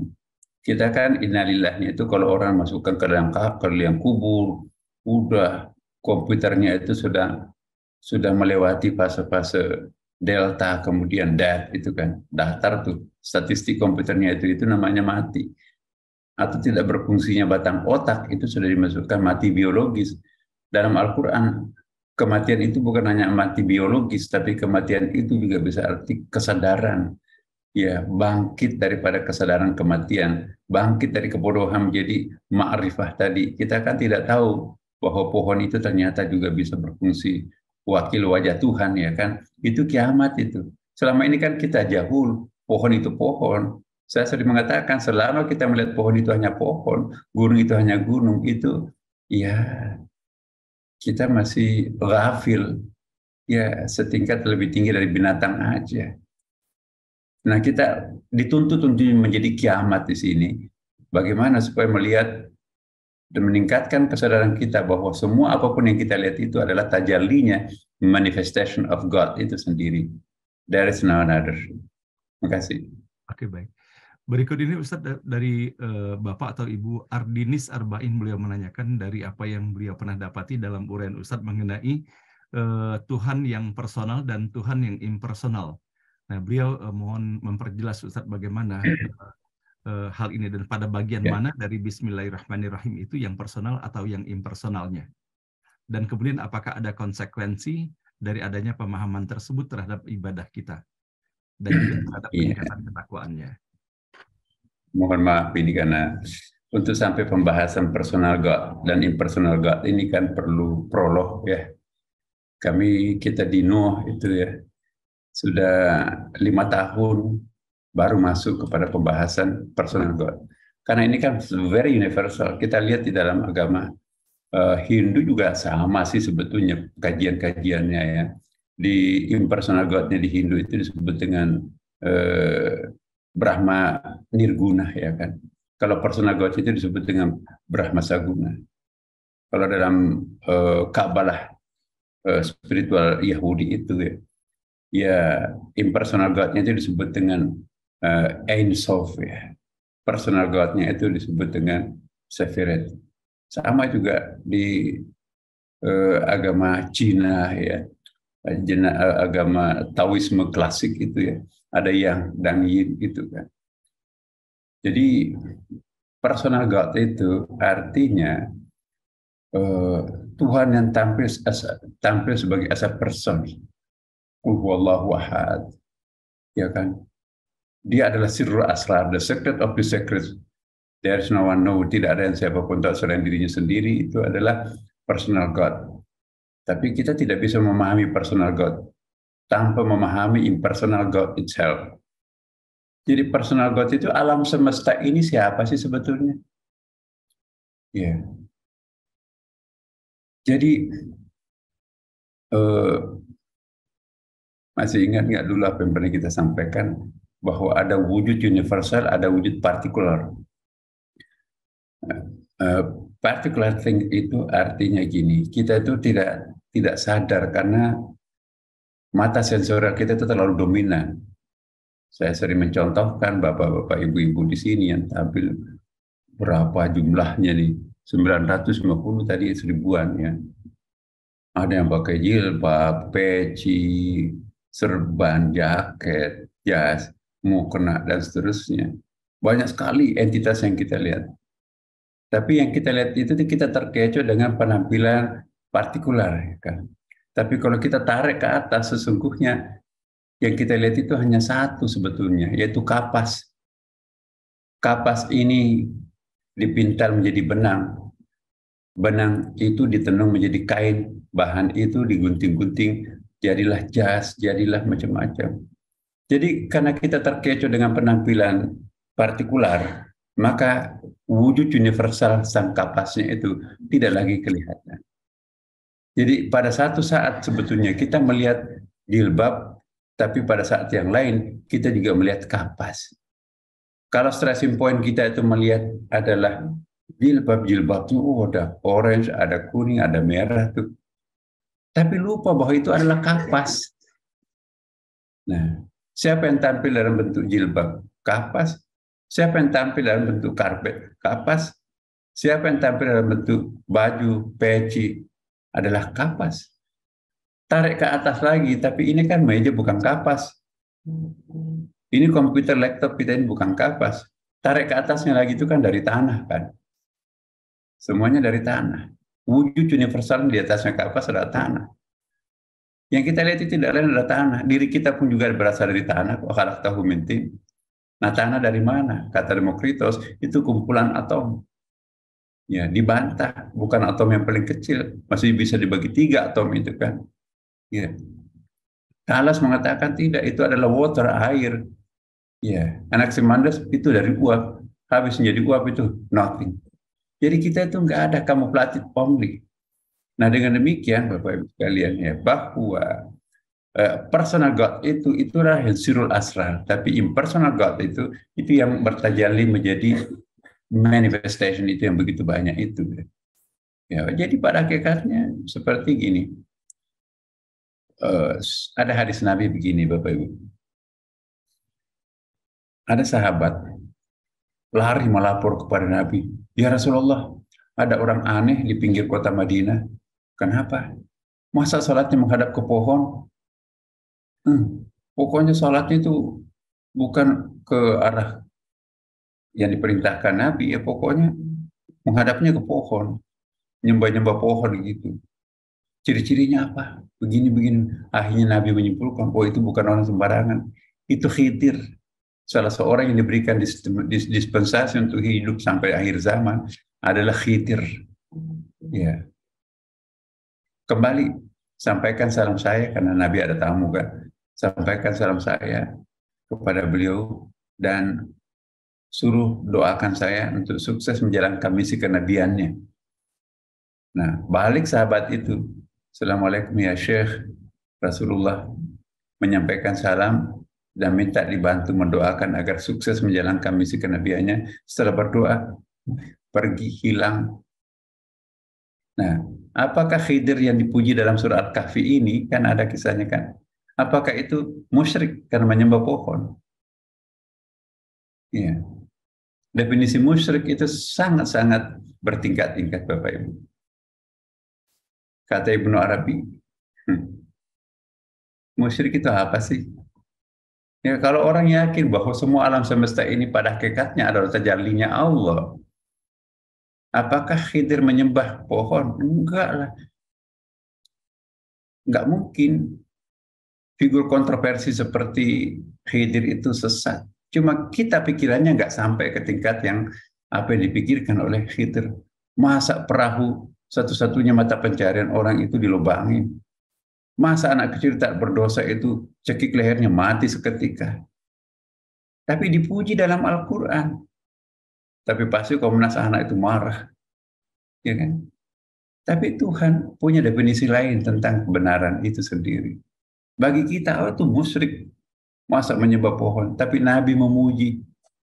Pergi, sampaikan salamku. Karena Khidir menyembah pohon. Dia bukan pohon di matanya. Siapapun yang tampil adalah dia kok. Fa'ainama tuwallu fathamma wajhullah. Musyrik itu tampil. Kalau batu yang satu ini dipuji, tapi batu yang lainnya diinjak-injak seperti nggak ada harganya. Itu ada pembedaan sesama makhluk atau sesama penampilan Tuhan. Ya. Persahabatan dengan alam, ya, itu bukan musyrik. Ya. Nabi menunjukkan bahwa alangkah miskinnya kalau orang itu sahabatnya hanya manusia, apalagi dibatasi adalah muslim, apalagi dibatasi sekampungnya, apalagi dibatasi adalah semazhabnya. Ada ukhuwah makhlukiyah yang jarang dipopulerkan di Indonesia ini. Saya ingin melengkapi ya, NU memperkenalkan ukhuwah wataniyah, ukhuwah islamiyah, ukhuwah basyariah. No, itu nggak cukup tuh.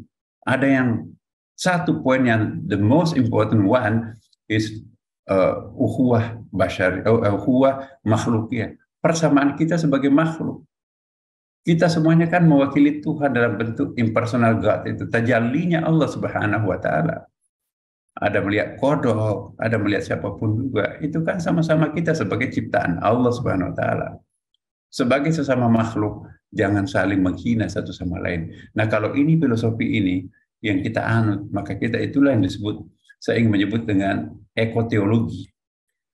Nah, green teologi itu adalah teologi yang menganggap bahwa alam semesta ini we are the same position as a creation of God, ya kan? Nah, inilah Pak Sanudin. Impersonal God itu perlu waktu pembahasannya, dan kalau teman-teman mau ikut setiap hari Senin Kamis pengajian MUO, ya. Alamatnya juga ada bersama Pak Sanudin. Ini kita sudah puluhan tahun sih sebetulnya ini. Makasih, Pak. Baik. Masih boleh Ustadz pertanyaan berikutnya Ustadz? Silakan. Baik Ustadz, ini terkait ada direct message Ustadz yang terkait dengan ayat 21, 22 dan juga ayat sebelumnya.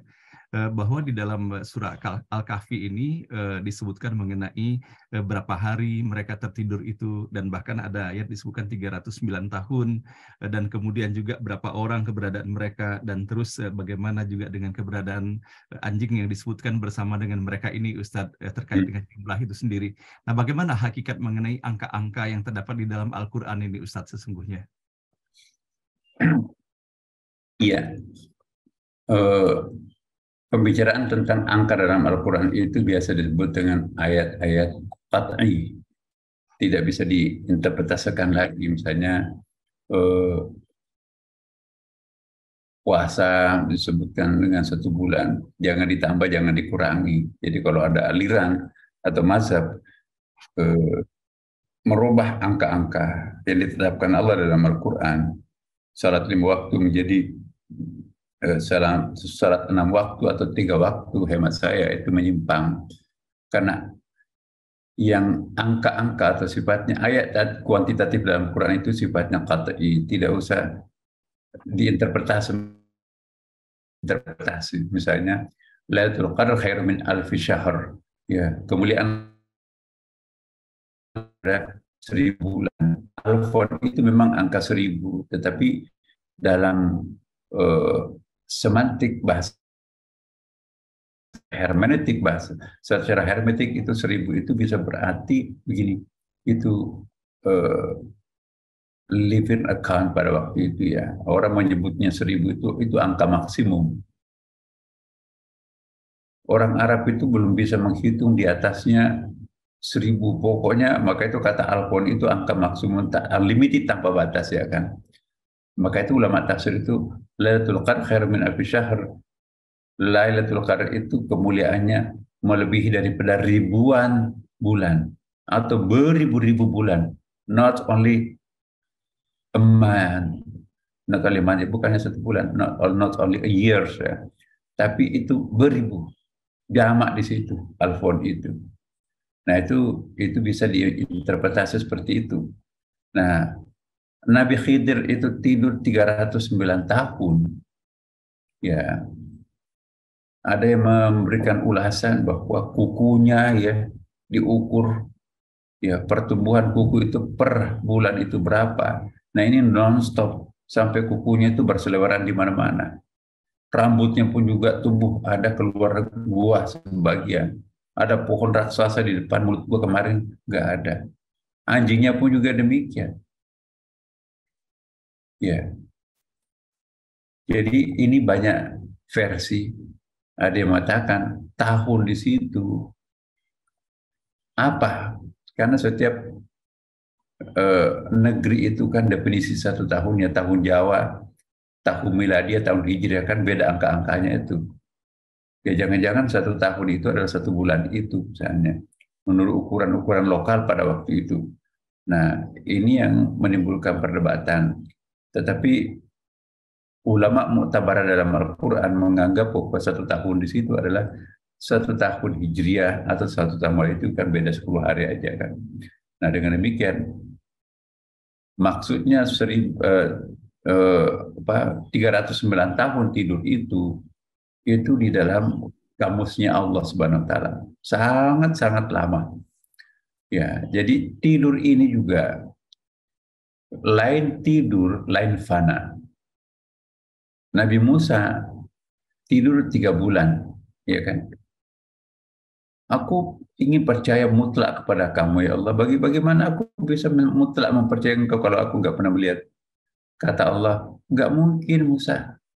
Kamu nggak mungkin bisa menatap wajahku, tapi bagaimana bisa aku yakin kalau aku nggak pernah melihat wajahmu? Nggak usah umatku, aku aja deh perlihatkan mukamu, hai Musa. Ya, nggak bisa. Nah, kalau memang kamu nekat, ya silakan lihat cahaya di Bukit Tursin itu. Begitu melihat cahaya ciptaan Tuhan di situ itu, maka 3 bulan namanya pingsan. Sadar dari pingsannya, ya Allah, aku nggak akan minta macam-macam lagi. Dilukiskan oleh Jalaluddin Rumi dalam Masnawinya, puisinya itu. Apa arti sebuah cangkir untuk menampung samudra? Kita itu kapasitasnya seperti cangkir atau piala ya, cangkir. Sementara Allah itu seperti lautan. Apakah sebuah cangkir mampu mewadahi samudra? Apakah hard disk kecil kapasitasnya bisa menampung unlimited data? Jebol komputer kita kan.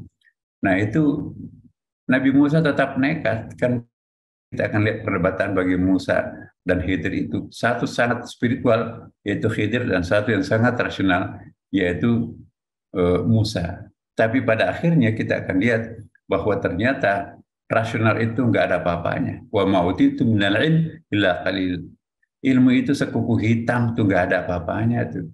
Tapi kalau hikmah atau ma'rifah, yu'tal hikmata man yasha wa may yu'tal hikmata faqad utiya khairan katsira.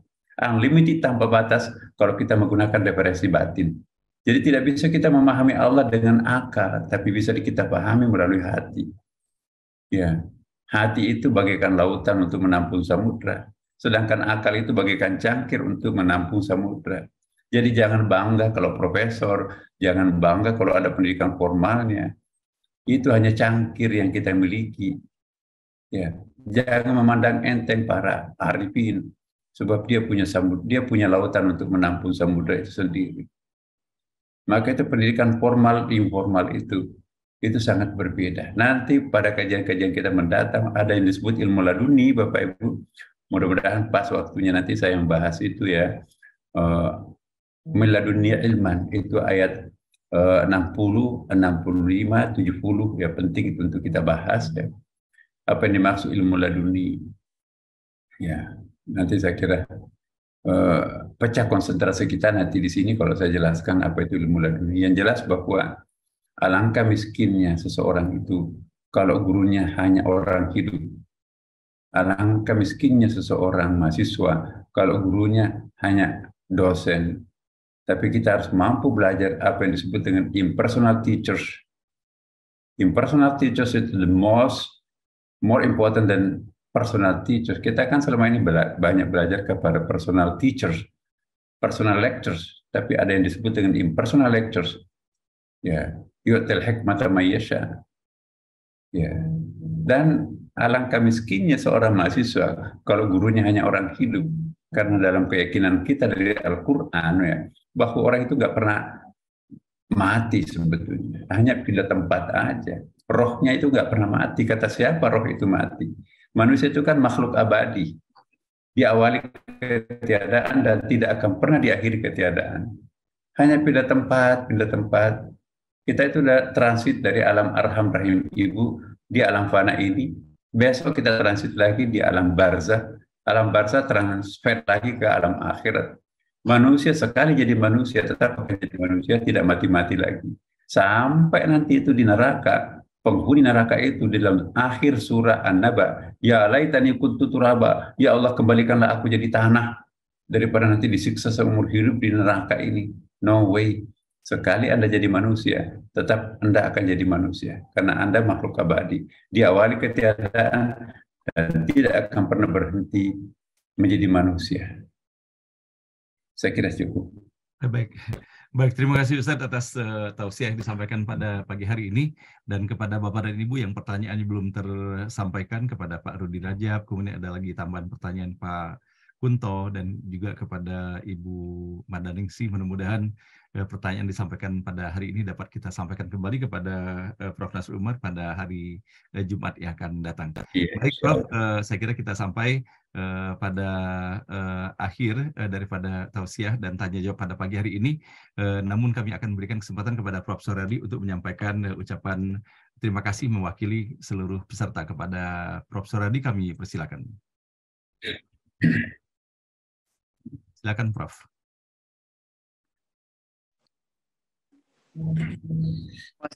Pak Hasanuddin, Prof. Nasruddin yang kami muliakan, Bapak Ibu sekalian, para jemaah ngaji bareng online yang masih 891 orang yang bertahan sampai saat ini. Assalamualaikum warahmatullahi wabarakatuh. Waalaikumsalam warahmatullahi wabarakatuh. Atas nama teman-teman jemaah ngaji bareng online, Pak Ustadz, kami mengucapkan terima kasih yang sebesar-besarnya. Kami sempat deg-degan tadi ya, di awal tadi menunggu tersambungnya Prof. Nasar yang barusan mendarat di Ujung Pandang, di Makassar, masih menyempatkan diri untuk terus memberikan pencerahan melalui tausiahnya di ngaji bareng online. Kami semua sangat menghargai. Apalagi tausiahnya ini diberikan sekaligus menjelang tahun baru 2023 yang penuh dengan hal-hal yang sangat penting sebagai bekal kita menghadapi tahun depan, yang mudah-mudahan kita semua yang sebagian mungkin mengalami menjadi mayat hidup ini bisa betul-betul tergugah kembali dan meningkatkan diri kita untuk semakin tawadu, semakin bertakwa kepada Allah Subhanahu wa taala. Dan ibaratnya kita semua jamaah ini sedang dahaga mendapatkan tausiah siraman rohani yang sangat menyegarkan, jadi seperti air sejuk yang bisa menghilangkan dahaga kita selama ini. Dan insya Allah kita semua berharap bahwa di tahun baru 2023 kita semua menjadi manusia-manusia yang lebih baik dari tahun 2002 ini. Kita semua saya kira sangat menghayati dan menghargai semua yang telah disampaikan Prof. Nasruddin. Dan saya kira memang pembahasan mengenai impersonal dan personal lecture tadi perlu ada waktu yang khusus, Prof. Nazar, untuk kita bahas lebih lanjut. Dan saya kira sangat penting bagi kita semua. Apakah nanti di kampus, apakah di NBO ini, ya, Pak Hasanuddin nanti yang mengatur semuanya, saya kira. Jadi sekali lagi, Prof. Nazar, semua jamaah sangat berterima kasih atas niat baik dan sekaligus kedisiplinan Prof. Nasaruddin yang kami lihat dalam kondisi apapun tetap menyempatkan diri untuk mengisi acara NBO ini dimanapun Pak Nazar berada, dan semua yang diberikan memberi pencerahan kepada kita semua. Terima kasih Pak Hasanuddin atas waktu yang telah disampaikan oleh Pak Nasaruddin pada pagi hari ini. Insya Allah Pak Nasaruddin perjalanannya sukses, selalu sehat walafiat, dan kita bertemu kembali di Jumat minggu depan dalam suasana yang lebih baik lagi. Amin, insyaallah. Wabillahi taufiq wal hidayah. Assalamualaikum warahmatullahi wabarakatuh. Waalaikumsalam warahmatullahi wabarakatuh. Terima kasih Prof. Syaradi atas sambutannya. Semoga perjalanan liburan di Bali-nya dalam melipat rahmat, barakah, dan ridha Allah Subhanahu wa Ta'ala.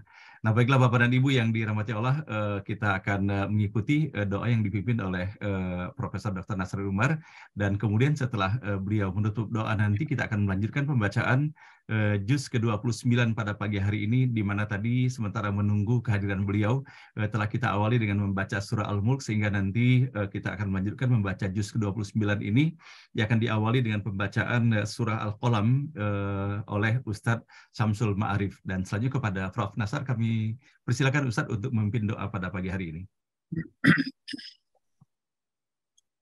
Baik, Bapak Ibu sekalian.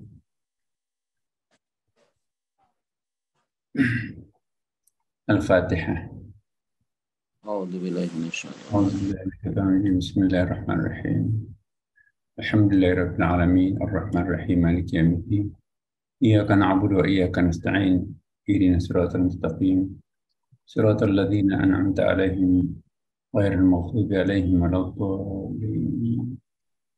Selanjutnya saya ingin secara khusus mengajak kita semua mendoakan secara khusus juga kepada kedua orang tua kita, ya Bapak Ibu sekalian. Ya, tidak cukup hanya berdoa untuk generik kepada orang tua kita, itu lakukanlah doa-doa takhasus ya, spesifik ya untuk kedua orang tua kita. Caranya antara lain dengan mengirimkan ketulusan dalam bentuk surah Al-Fatihah. Jadi mohon kita membacakan surah Al-Fatihah kepada kedua orang tua kita, atau mungkin juga pada orang-orang atau guru-guru kita, siapa orang yang pernah berjasa di dalam hidup kita, ya. Siapa yang pernah menolong kita dalam masa krisis. Al-Fatihah. A'udzubillahi minasyaitonir rajim. Bismillahirrahmanirrahim. Alhamdulillahirabbil alamin, arrahmanirrahim, maliki yaumiddin. Iyyaka na'budu wa iyyaka nasta'in. Ihdinas siratal mustaqim, siratal ladzina an'amta 'alaihim ghairil maghdubi 'alaihim waladdallin. Ya Allah, ya Syakur, ya Hamid. Dalam suasana menjelang tahun baru 2023, hamba-Mu memilih untuk bermunajat kepadamu pagi hari ini, untuk mensyukuri nikmat dan karunia-Mu yang amat berharga, yaitu bertambahnya umur kami. Hamba-Mu bertekad dan sekaligus berjanji di dalam diri sendiri untuk memanfaatkan sisa-sisa usia yang Engkau pinjamkan ini untuk menggunakannya seefektif mungkin guna melakukan kebajikan. Ya Allah, ya Afu, pagi hari ini hamba-Mu tertunduk malu. Hamba-Mu bersimpuh di hadapan-Mu di tempat kami masing-masing untuk melakukan perenungan suci ini. tentu tiada lain harapan kami semuanya kecuali memohon ampunan, bimbingan dan pertolongan-Mu. Ya Allah, Ya Basir, Ya Ghafur, hamba-Mu lah yang bertambah panjang usianya, tapi bertambah banyak pula dosanya. Hamba-Mu sadar, dosa-dosanya besar, tetapi ampunan-Mu jauh lebih besar. Tidak ada yang bisa mengampuni dosa yang ini kecuali Tuhan yang Maha Besar. Kamilah yang menyeru-Mu, walaupun telah bermaksiat kepadamu. Kamilah yang mengharapkan ampunan-Mu, ya Allah. Ya Allah, Ya Sami', Ya Ghaffar. Siapa yang berbuat dosa dan siapa yang mengampuni dosa? Kami para hamba-Mu yang paling banyak melakukan dosa, dan Engkau yang paling banyak mengampuni dosa. Ya Allah, apakah Engkau akan menghukum kami semuanya, sementara kesadaran kami pada pagi hari ini setelah mengikuti kajian demi kajian sedang tumbuh benih-benih cinta terhadap-Mu?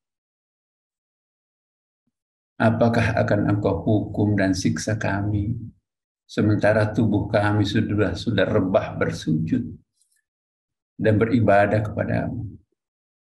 Apakah masih Engkau akan membakar kami di dalam neraka-Mu, sementara wajah kami semuanya di sini dibasahi oleh air mata taubat, ya Allah?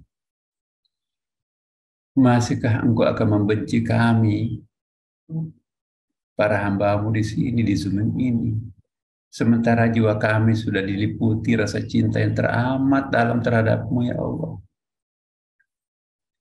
Terserah Engkau, ya Allah. Terserah. Engkau Tuhan, kami hamba. Hamba-Mu sepenuhnya pasrah kepadamu. Jika Engkau akan memasukkan kami semuanya ke dalam neraka-Mu, itu adalah hak-Mu. Dan memang itu pantas bagi kami, mengingat banyaknya dosa yang telah hamba lakukan.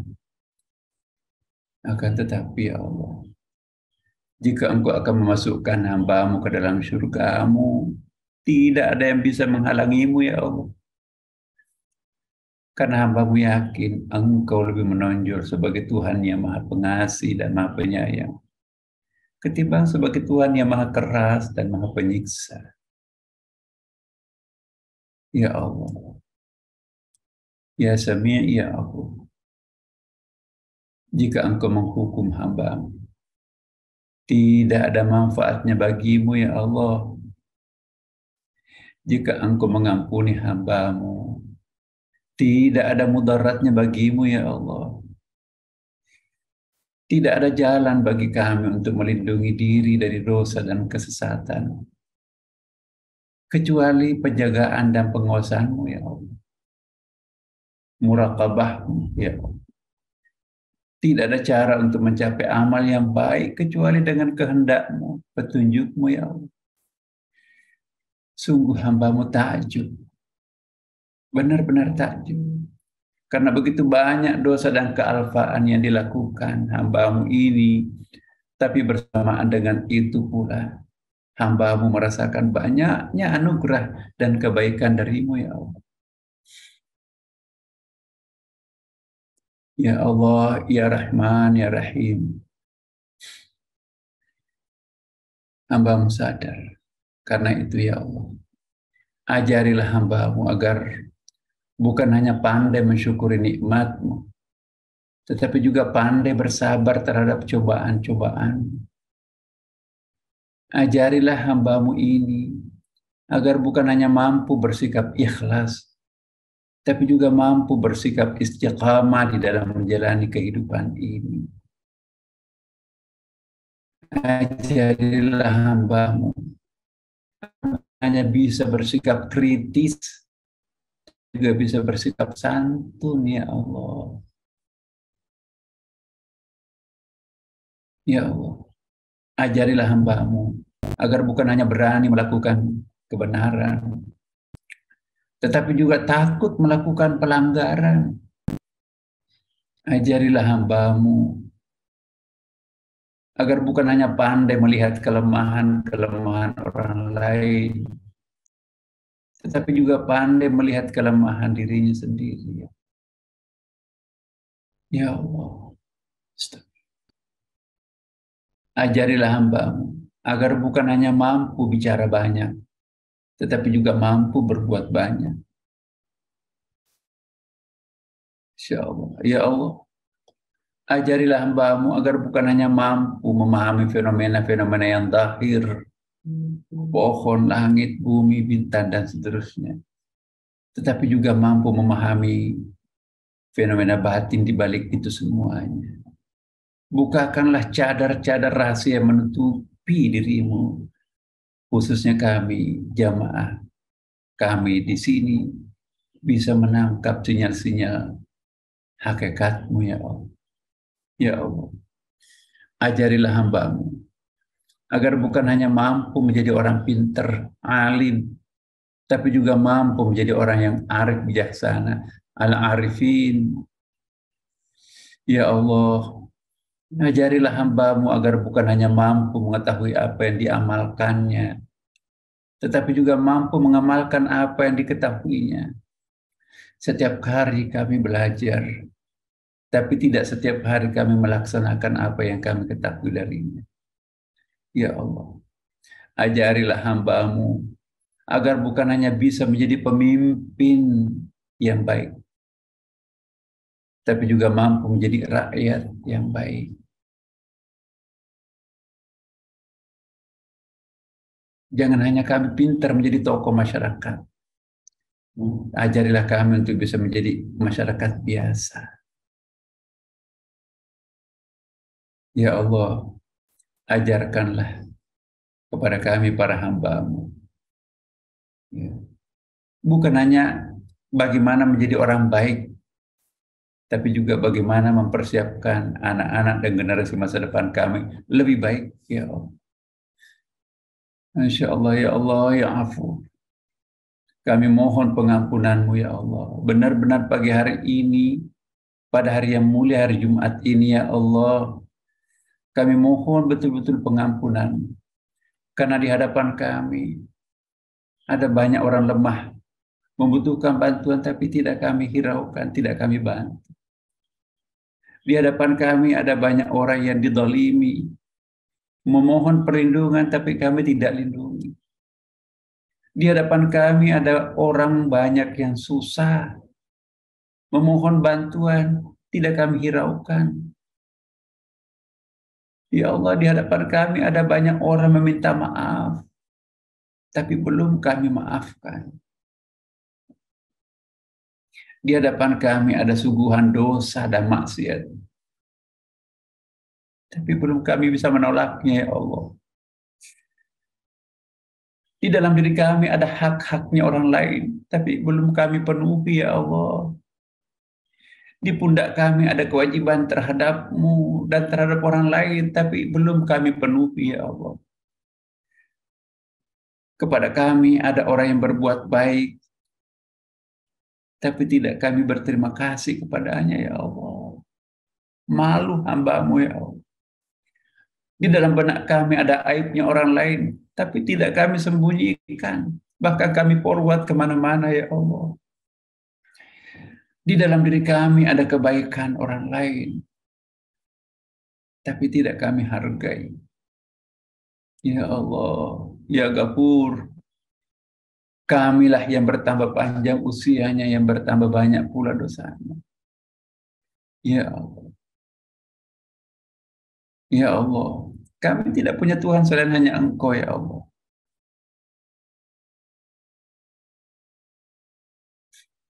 Ya Allah. Pada akhirnya kami mohon pergantian tahun baru ke depan 2023 akan datang, ya Allah. Bimbinglah kami, tuntunlah kami, agar kami tidak tergelincir lagi di jalan yang sesat. Berikanlah kekuatan dan kemampuan untuk menjalani kebenaran itu, ya Allah. Hindarkanlah dengan segala macam risiko kehidupan dengan memilih kebenaran itu, ya Allah. Dampingilah kami memasuki tahun ini. Ya Allah, kami juga memohonkan ampun kedua orang tua kami, ya Allah. Tanpa dia kami tidak ada. Kami tahu bahwa orang tua kami juga memiliki dosa yang banyak. Rasulmu pernah bersabda, doa yang dipanjatkan seorang anak untuk orang tuanya tidak akan pernah ditolak oleh Allah. Hari ini Engkau Maha menyaksikan, aku mendoakan kedua orang tua kami, ya Allah. Ampunilah dosa mereka. Guru-guru spiritual kami adalah orang tua spiritual kami juga. Ampuni juga mereka. Meskipun dia guru kami juga memiliki dosa. Bersihkanlah mereka dari dosa-dosa itu.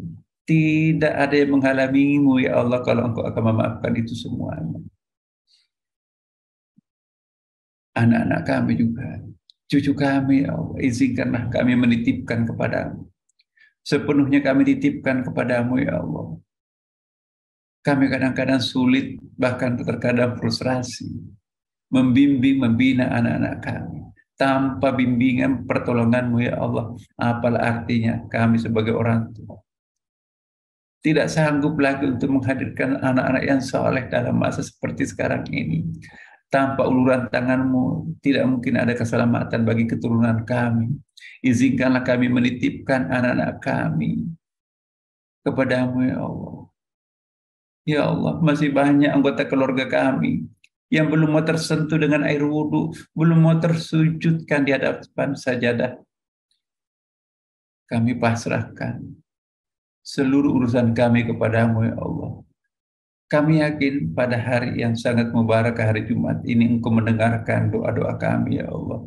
Rabbana taqabbal du'ana, Rabbana atina fid dunya hasanah wa fil akhirati hasanah wa qina adzabannar. Walhamdulillahirabbil alamin. Wassalamualaikum warahmatullahi wabarakatuh.